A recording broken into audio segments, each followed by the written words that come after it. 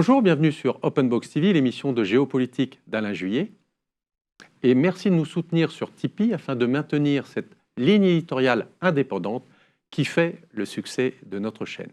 N'hésitez pas à appuyer sur abonner et sur la cloche afin de recevoir des alertes sur nos émissions qui paraissent tous les vendredis sur YouTube.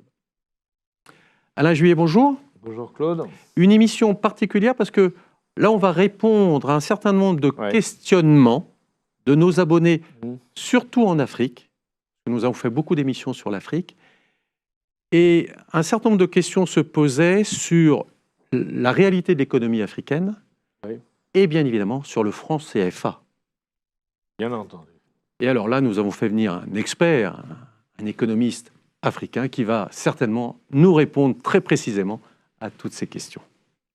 Tout à fait, parce que, comme vient de vous dire Claude, nous avons invité Vitry Siebke, qui est un politologue, qui est un économiste, qui est un homme de l'université, qui a fait l'ENA et qui aujourd'hui est en Côte d'Ivoire. Et récemment, si j'ai bien entendu tout à l'heure, nous en discutions, viennent créer une ONG qui s'appelle Côte d'Ivoire demain, si je suis bien ça, et justement pour se projeter dans le futur et voir comment faire face à cette évolution, puisque vous savez que l'Afrique est un pays, un continent qui est dans une grande transformation. C'est le continent qui va croître le plus vite dans les 30 prochaines années, d'ailleurs dans tous les domaines, parce que sur le plan démographique, c'est une croissance terrible, mais également sur le plan économique.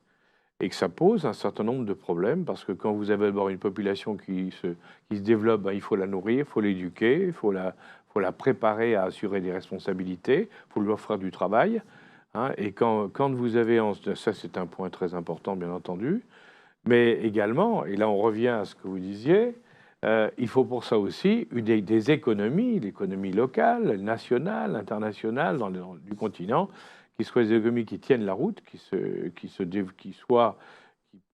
s'organisent pour être le plus compétitif possible. Et c'est pas si simple.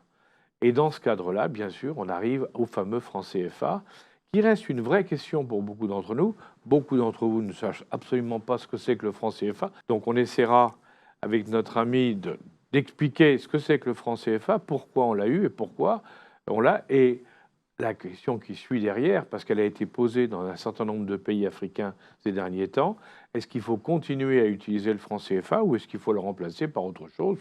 Après tout, pourquoi pas? Il n'y a pas de blocage, bien au contraire. En tout cas, à notre niveau, nous, comme vous le savez, nous, on est ouverts. Ce qui nous intéresse, c'est que l'Afrique, on a fait suffisamment d'émissions là-dessus pour que vous le sachiez, et vous nous connaissiez bien, que l'Afrique puisse se développer et jouer un rôle de plus en plus important au niveau mondial, parce que c'est un continent très riche, très dynamique, avec un énorme potentiel, et il faut que les Africains puissent en profiter. Merci de partager avec nous votre expertise et vos expériences. Comment vous voyez l'économie africaine, et en particulier, bien sûr, dans la zone francophone, puisque vous connaissez bien cette zone, et puisque vous êtes en Côte d'Ivoire aujourd'hui? Merci de m'avoir convié à cette émission. On a pu articuler une harmonie de rendez-vous pour pouvoir être là aujourd'hui. Merci beaucoup. Je suis heureux de participer à cette émission et puis d'échanger avec vous dans le cadre d'un dialogue bien sûr, sur les perspectives économiques du continent africain, mais aussi sur ses relations économiques avec le monde entier. Parce que l'Afrique est un continent qui a constamment été ouvert depuis des millénaires. Ce n'est pas un continent fermé. Alors, l'économie globale, depuis une quinzaine d'années, du continent africain, connaît une croissance constante quand on prend, par exemple, les données macroéconomiques des institutions de Bretton Woods ou de la Banque africaine de développement, ou plusieurs autres institutions sont unanimes sur la trajectoire de croissance.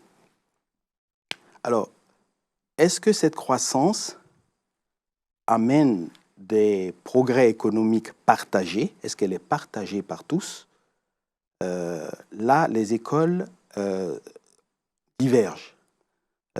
Certains pensent, comme moi, que la croissance économique globale est appauvrissante pour les individus. il y a, en dehors de l'augmentation générale des prix de l'énergie notamment, au plan international, il y a un vécu local qui n'est pas pris en compte par les décideurs publics.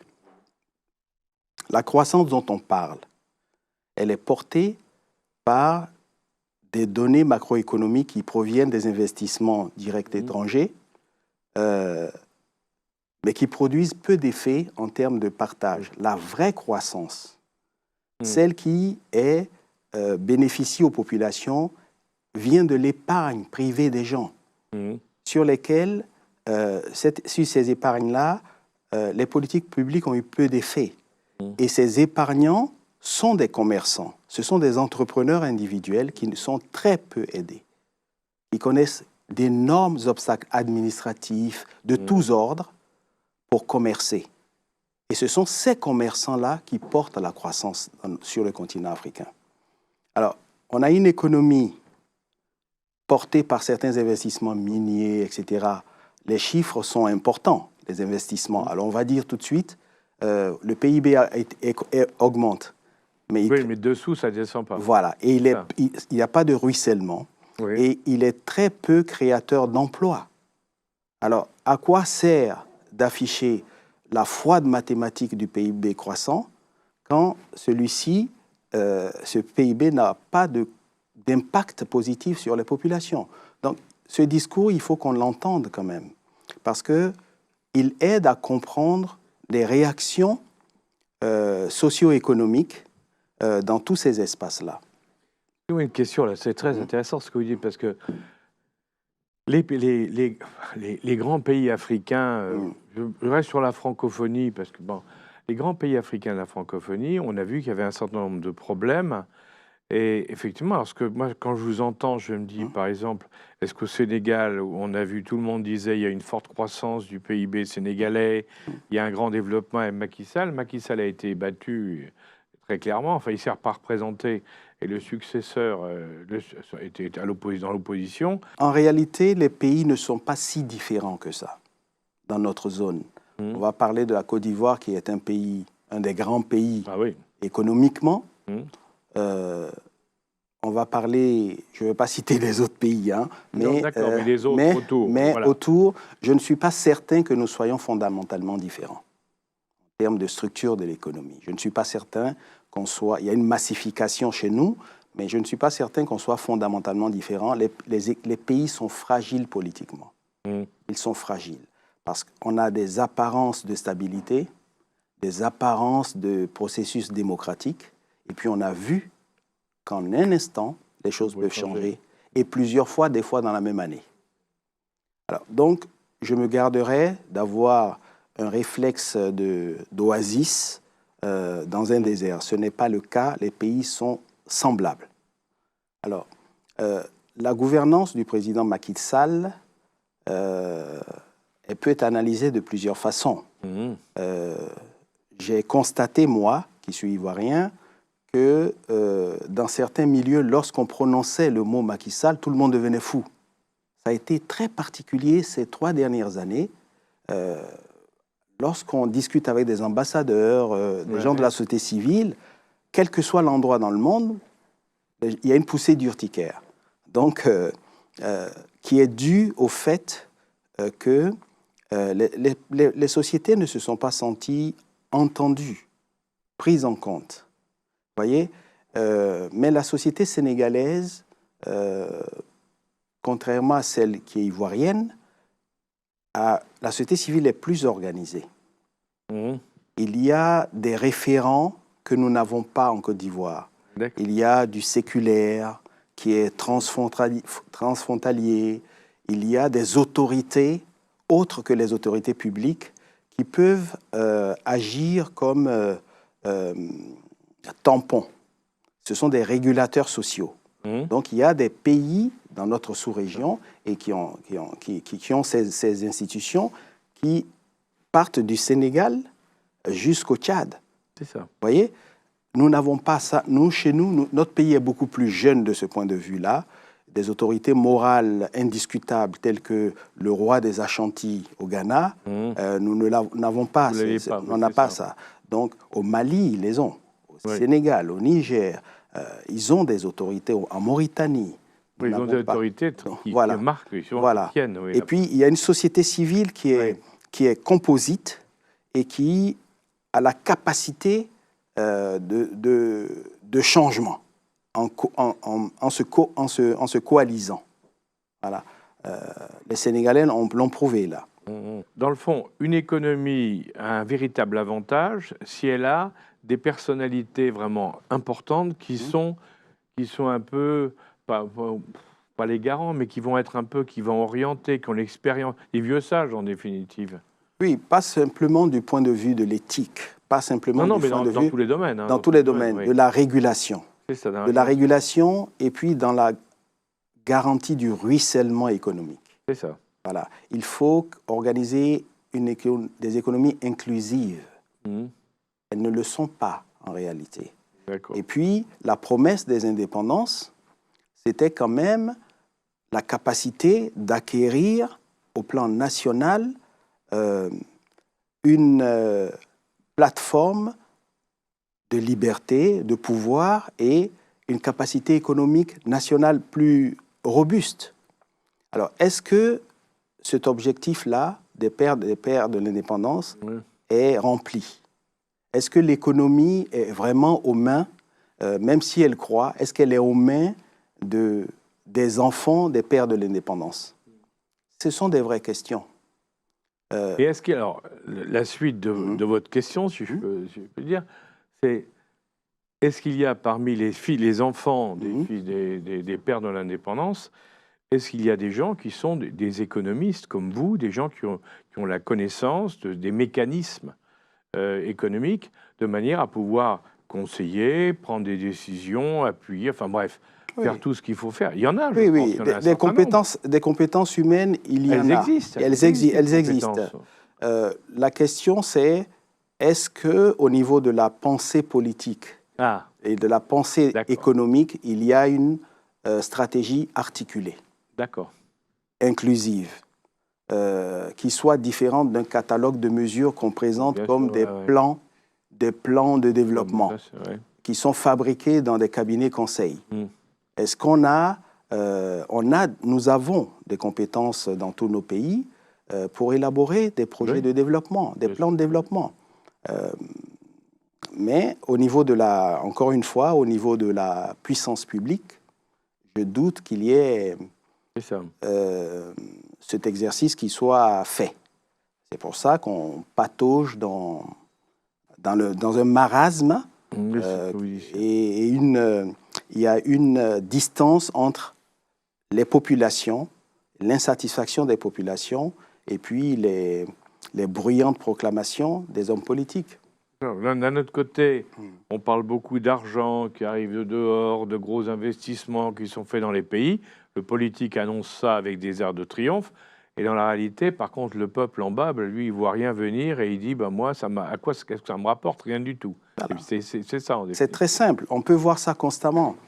Comment dans des pays qui sont plus riches, la Côte d'Ivoire aujourd'hui est un pays qui est beaucoup plus riche que lorsque moi j'étais enfant. Oui, bien sûr. En termes de PIB, à tout point de vue, nous sommes beaucoup plus riches. Je n'ai jamais imaginé voir dans mon pays, dans une salle de classe, 4 enfants par table. Moi, je n'ai jamais pensé à ça. Moi, j'ai vécu à une période où il suffisait de demander pour avoir. Oui. Voilà. Nous étions vraiment, en termes d'éducation, de formation publique, d'instruction publique, nous étions au premier niveau de la volonté publique. C'était visible, palpable, partout. C'était tangible. Vous voyez, les enseignants étaient des gens qui faisaient partie de la classe moyenne ou moyen supérieure. Absolument. Ouais. Les enseignants, ils étaient rémunérés, formés selon tous les standards internationaux. Voilà. Un peu comme à Singapour. Lorsqu'ils ont voulu articuler un développement, ils ont commencé par quoi? La ressource humaine. Bien sûr. Alors, la formation, c'est la chose la plus importante. Mais vous savez, en vous écoutant, je pensais en France, dans les années 1880 et 1914, Tout à fait. avec les fameux instituteurs, les hussards noirs Les hussards de la République. Les hussards de la République, c'était ça. C'était des Absolument. personnalités au niveau local, C'était des notables. des notables. Ils avaient les moyens, hein, pour l'époque, bien entendu, ce sont les moyens de l'époque, et ils formaient des générations. On a vu ce que ça donnait. Hein. Ça a été le grand époque de développement de la Ils étaient France. respectés. Hein. Et ils étaient respectés par tout le monde. Alors, je crois qu'on vient de faire un excellent tour d'horizon de tout ça, pour bien comprendre, bien s'imprégner. Et alors, ces économies, alors je parle de la Côte d'Ivoire, mais toutes les économies dans la zone francophone en tout cas, elles fonctionnent avec, bien sûr, l'activité locale et en s'appuyant sur une monnaie commune qui est le franc CFA. Oui. Alors, vous qui êtes au cœur, qu'est-ce qu'il faut en penser? Parce qu'on entend de tout là-dessus. Hein. On entend tout sur le franc CFA. Alors, bien sûr, on se souvient qu'au départ, ça a été conçu par les Français à l'époque où c'était des colonies.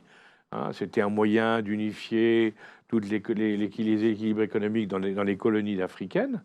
Mais aujourd'hui, alors après, parce que le temps a passé, depuis l'indépendance, beaucoup de choses se sont passées. Qu'est-ce qu'il faut en penser de ce franc CFA, vu que certains le critiquent, d'autres disent mais non, il n'y a pas de raison. Qu'est-ce qu'il faut en penser? Bon. Il y a plusieurs niveaux de lecture. Le franc CFA, le franc français d'Afrique, etc., a été créé pour d'abord garantir le fait que les exploitants, les commerçants européens qui agissaient dans les territoires puissent rapatrier leurs ressources de façon tout à fait libre. Alors, c'est de la même façon qu'on créait des chemins de fer ou des routes pour exporter les produits. Pareil. L'objectif n'était pas le développement des populations. Non, absolument pas. Voilà. On est bien d'accord. Voilà. Donc, et puis le temps a passé, et l'instrument franc CFA, il y en a plusieurs. Franc CFA, il y a plusieurs zones de franc CFA. De francs et de francs. Oui, oui. Oui. Et on oublie souvent aussi l'Océanie. Oui, et puis il y a le franc Pacifique. Voilà, le franc Pacifique. C'est encore un autre. C'est un autre. Donc, c'est une monnaie dans laquelle la France est présente. C'était un franc.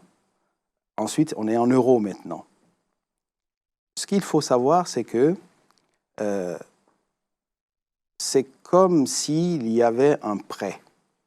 On vous prêtait de l'argent et puis il y a une garantie derrière. La garantie, ça a été le franc. Donc le Trésor public français garantissait les échanges. Aujourd'hui, c'est le Trésor français toujours avec l'euro. Les gens, en réalité, dans ces économies, dépensaient du franc français. Et aujourd'hui, le franc CFA, c'est de l'euro. Dépense de l'euro, oui. D'accord. C'est ça. Le prêt vaut la garantie. Oui.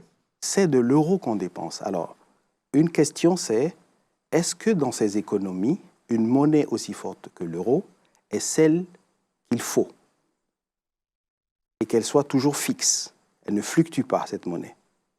Est-ce que nous sommes dans une économie réelle? Ou bien... C'est la question qu'on se pose aussi en France. Très bien. Est-ce qu'on est dans une économie administrative? Voilà. Donc, ce sont des questions. Donc, moi, je dis, nous dépensions du franc.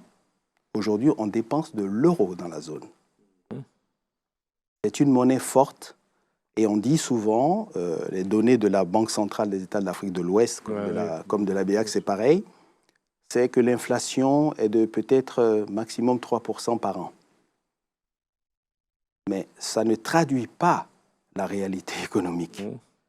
Ce sont des chiffres, mais ça ne traduit pas la réalité économique. Pour moi, cette monnaie, il y a un consensus au niveau des économistes africains. Ce sont des questions qui sont tranchées depuis longtemps. Il y a un certain groupe de personnes qui pensent qu'il faut rester, que le statu quo n'est peut-être plus supportable. Il faut le maquiller vers l'écho. On a parlé de l'écho. Mais il y a deux échos. Il y a l'écho dont on parle aujourd'hui dans la zone dite francophone, et puis il y a l'écho de la CEDEAO, qui est de l'organe d'intégration.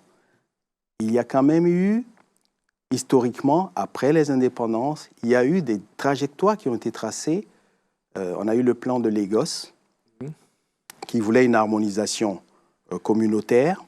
On a l'agenda 2063 de l'Union africaine, qui veut qu'on procède par l'intégration économique africaine pour aboutir à une monnaie africaine. Et l'intérêt, c'est qu'il y ait une justification de cette monnaie. La monnaie se justifie par le fait que vous échangez avec tel ou tel pays. Ça doit correspondre à ça, c'est une garantie. Pour moi, il faut évoluer vers un panier de monnaie dans lequel on peut retrouver l'euro. Parce que l'euro, les pays européens font quand même partie des pays avec lesquels nous faisons du commerce. Il faut du commerce. Alors, et on fait du commerce avec d'autres pays aussi. Qu'est-ce que vous metteriez comme monnaie dans les techniciens, le yuan, le rouble, le yen peut y arriver. Tous les pays avec lesquels on commerce. Oui. C'est un peu quand vous allez le dollar, la Banque de France. Le dollar, nécessairement. La Banque de France, c'est le même exercice qu'on fait dans une économie saine, une économie normale. Bien sûr, bien sûr. Voilà. Donc, il est curieux que l'évolution normale de cette monnaie-là puisse être entravée par quelques mécanismes que ce soit. Pour moi, c'est... en tout cas, dans le milieu des intellectuels africains, c'est une question tranchée. Parce que, alors, pour prendre la comparaison avec la France et nous, lorsqu'on est rentré dans l'euro, la France avait une économie qui était très, très typée, mais qu'on appliquait aussi en Afrique, hein, c'est pour ça, qui était le principe de inflation-déflation. C'est-à-dire qu'on avait l'inflation, et puis à un moment, c'était devenu trop important, on faisait une dévaluation, donc on faisait un coup fort, ça redonnait de la compétitivité au système, qui repartait, et on faisait comme ça en définitive. C'était une sinusoïde, et ça marchait très bien. C'est un cycle normal de monnaie. Et ça a permis à la France d'être pendant 30 ans le pays le plus performant d'Europe, hein, à l'époque des Trente Glorieuses. Donc ça marchait très bien. Et ça marchait en Afrique. Parce que dans ce que vous me dites, moi, ce qui me frappe, c'est que les économies africaines des différents pays sont très différentes les uns des autres. Elles ont des variations très importantes également.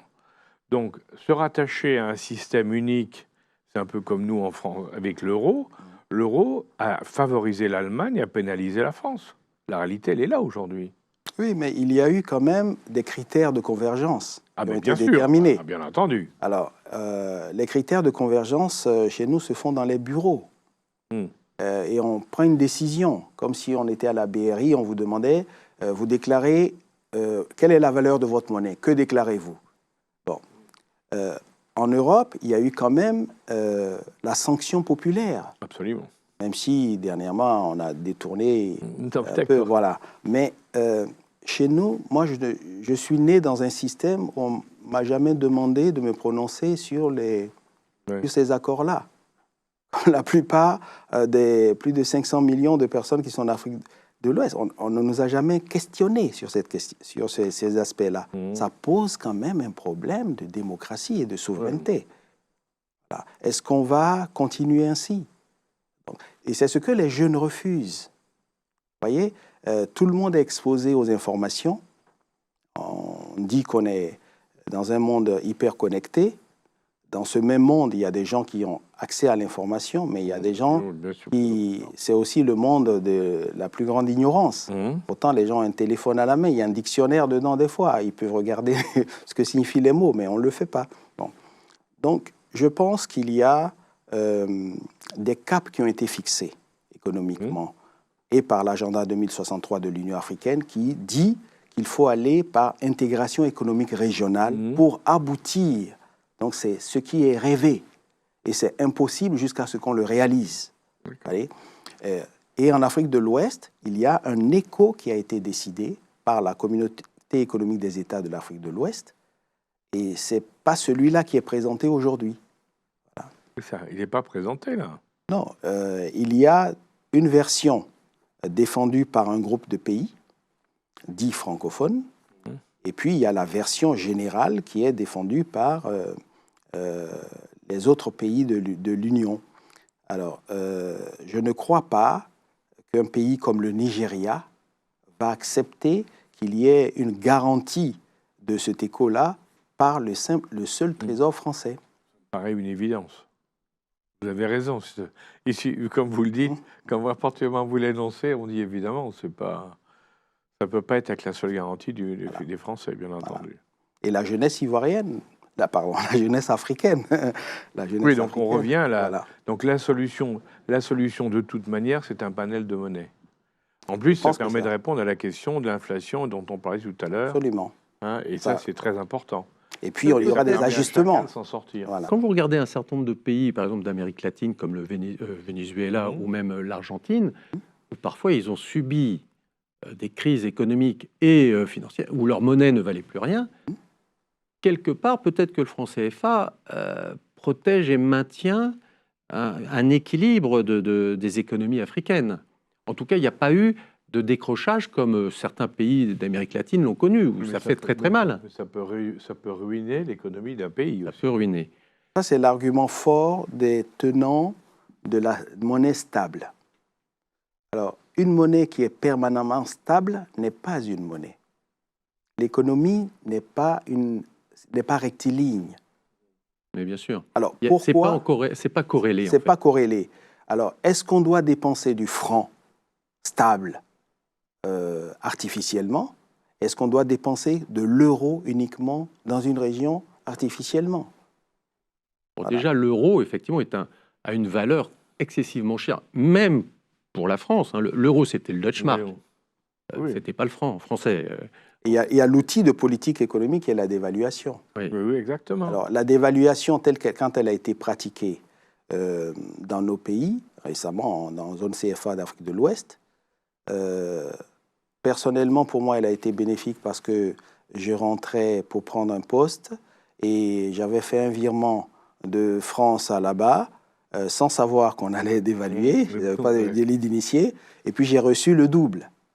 Hein? C'est bien. Bon, mais ça, c'est temporaire et c'est qu'un individu.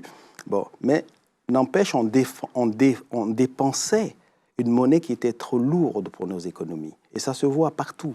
Voyez. Et c'est vrai que le développement économique, si je fais encore le parallèle avec l'Europe, en Europe, les pays font des échanges très importants entre eux. Le premier client de la France, c'est l'Allemagne, c'était l'Angleterre, il y avait l'Angleterre aussi à un moment. Enfin, il y a des vrais échanges économiques entre pays européens, ce qui n'est pas le cas entre pays africains, en fait. C'est très limité. Les échanges ne sont pas suffisamment robustes parce que les produits ne sont pas suffisamment transformés. Oui. Donc, structurellement, c'est d'abord cette réponse. Ensuite, nous avons quand même des problèmes de statistiques. Quand on dit que les échanges formels ne sont pas suffisamment en volume important, mais quand des bergers du Niger viennent avec des troupeaux à pied, ils font des milliers de kilomètres, arrivent en Côte d'Ivoire, qui a comptabilisé cet échange-là? Il n'y avait personne, mais les échanges, les Africains sont des commerçants. Vous voyez? Et ce ne sont pas des données qui sont comptabilisées. Donc, la statistique n'est pas totalement exacte, même si on doit reconnaître que structurellement, quand je vends des noix de coco et que vous vendez des noix de coco, on va échanger et qu'on a la même production, est-ce qu'on va beaucoup échanger? Oui, bien sûr. Voilà, c'est ça. Oui, alors, on peut dire, par exemple, que les pays africains ont peut-être loupé un petit peu la révolution de transformation industrielle. Et aujourd'hui, qu'est-ce qu'il en est de cette révolution digitale numérique? Sur le plan économique, hein, est-ce que ça peut apporter un renouveau, un nouveau souffle et peut-être une monnaie digitale? Qu'est-ce qu'il en est? Je pense qu'il y a eu une accélération de ce processus de transformation numérique dans nos espaces. L'Afrique a été peut-être même pionnière dans la banque sur téléphone, surtout en Afrique de l'Est. Ça a commencé d'abord en Afrique de l'Est. Et dans notre région aujourd'hui, tout le monde peut être surpris de voir que les paiements se font majoritairement par téléphone. Oui. Nous sommes dans des pays sous-bancarisés. Voilà. Il n'y a pas 35% de personnes qui ont des comptes en banque. Donc les échanges se font en espèces, partout, pour quelles que soient les transactions. Bien sûr, oui. Voilà. Aujourd'hui, le téléphone a résolu beaucoup de problèmes, notamment de monnaie. Vous savez, il y avait des gens qui n'avaient pas de... vous faites des échanges et on ne peut pas vous rendre la monnaie parce qu'il n'y a pas assez de pièces de monnaie. Voilà.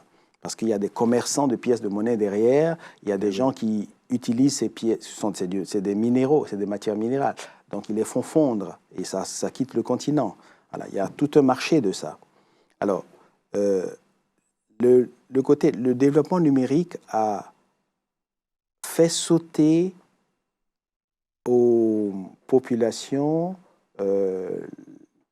une étape technologique, je crois, comme l'arrivée du téléphone portable.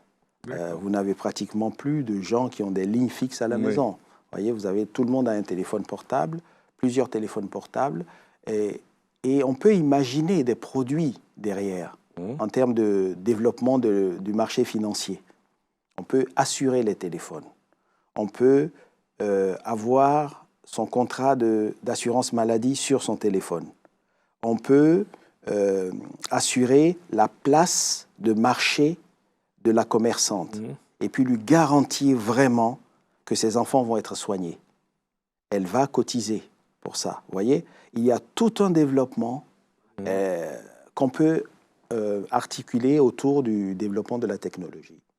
Quels sont, à votre avis, les économies, là, les pays, les pays dont les économies sont les plus prometteuses? C'est-à-dire, si vous voulez, quels sont ceux dans lesquels vous dites, tiens, il y a une politique économique réelle, ou qui a été faite, ou qui est faite, ou qui va être faite, enfin, bon, et qui, en définitive, ces pays qu'on peut considérer comme ceux qui vont un peu nous servir de référence par rapport aux autres pour cette évolution que vous évoquez. Je pense que l'ensemble du continent est dans une dynamique. Ah, pour vous, c'est l'ensemble, oui. C'est l'ensemble du continent. Il y aura, vous savez, notre population va doubler. Ah, mais c'est ça. Mais c'est considérable. C'est considérable. Ce qui va se passer, c'est considérable. C'est unique, d'ailleurs. Hein. Ça n'a jamais été vu dans l'histoire de l'humanité. Exactement, c'est unique. Avec les défis consubstantiels. Vous voyez, on va devoir nourrir 100% de la population en plus dans 30 ans. Oui. Et 30 ans ou 40 ans après, 100% encore de la population. Aucun pays n'a connu dans une étape si courte. Alors, on va avoir ces défis-là. Et ce sont les Africains qui devront répondre à ces défis. Absolument. Et au premier rang, pour moi, il y a le génie. Il faut la formation. D'abord, la formation et la transformation des produits. Des marchés divers vont se créer. Des villes nouvelles par centaines vont se créer. C'est sûr, ouais. Ce sera le continent des affaires. Et il y a de la place pour tout le monde. Absolument. Vous voyez? Donc, c'est la logique du partenariat qui doit s'exercer plutôt que celle de l'influence. Dans l'influence, on peut avoir le conflit. Dans le partenariat, tout le monde est gagnant. Et je crois que l'Afrique est ouverte pour les partenariats. Vous entendez? Ce sont des idées acceptées partout, les partenariats. Et c'est ce que les jeunes Africains veulent, des partenariats dans lesquels chacun voit concrètement ce qu'il y gagne. Voilà. Donc, l'évolution, c'est surtout le continent. Je ne vois pas de zone dans laquelle il y aurait de moindres évolutions. Ce sera partout. Vous avez raison, vous avez dit tout à l'heure, je traduis un tout petit peu, mais quelque part, il faudrait libérer les forces vives des pays. En libérant ces forces vives, ça va créer de la richesse en interne, donc des économies. Enfin, on va mettre un peu d'argent de côté. Et c'est cet argent-là qui doit contribuer. Exactement. Parce que faire venir l'argent de l'étranger, on est toujours un peu dépendant.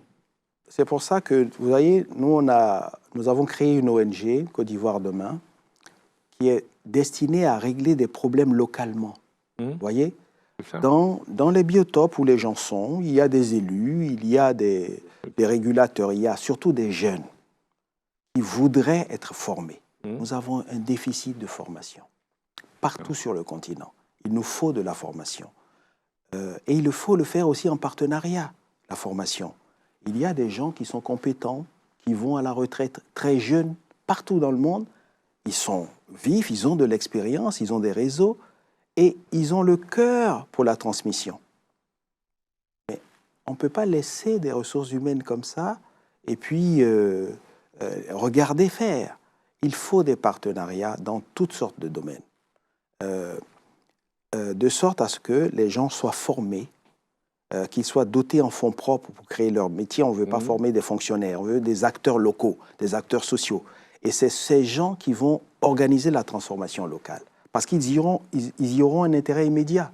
Voyez, quand vous dotez, par exemple, des dames qui fabriquent du beurre de karité, voyez, c'est très dur, hein, très très dur de le faire. Physiquement dur, et pour la santé c'est dur. Elles fabriquent du beurre de karité de façon très artisanale, pas de mécanisation. Elles sont en coopérative. On les dote de moyens techniques qui ne sont pas énormes de transformation. Ces dames, elles vont construire l'école du village. Bien sûr. Elles vont le faire parce qu'elles ont intérêt à le faire. Elles vont transformer leur biotope. Vous voyez, c'est cette articulation-là que les politiques publiques devraient prendre en compte et aider des organisations comme nous à résoudre des problèmes locaux. Il n'y a de richesse que d'hommes. Ça, c'est très clair. On a fait un très bon tour d'horizon sur ce problème parce que vous l'avez, et je vous en remercie, parce que vous avez dépassé la base pour aller beaucoup plus haut, et je crois que c'est ça qui est important. Et je retiens beaucoup de choses dans tout ce que vous nous avez dit, avec une certitude en tout cas, c'est qu'il faut vraiment penser le problème, et il faut que le politique intègre cette dimension. Et dans le fond, notre rôle à tous, c'est de faire passer le message aux politiques pour qu'ils le prennent en compte. Hein. Absolument. Voilà. Et c'est un beau chantier. Hein. Un chantier ce sont magnifique des pour le défis. futur. C'est l'avenir. C'est l'avenir du monde, L'avenir parce du que monde. compte tenu du développement de l'Afrique, on est en train de Absolument. parler de l'avenir du monde. Merci encore vraiment d'être venu partager votre expérience avec nous. Et puis, cher ami, ça sera pour bientôt, en d'autres occasions. Oui, on décline à travers un certain nombre d'émissions les différentes facettes de l'Afrique, que ce soit économique, culturelle, sociétale. L'Afrique est le continent de demain. Et on vous dit à bientôt pour une prochaine émission. Merci, au revoir.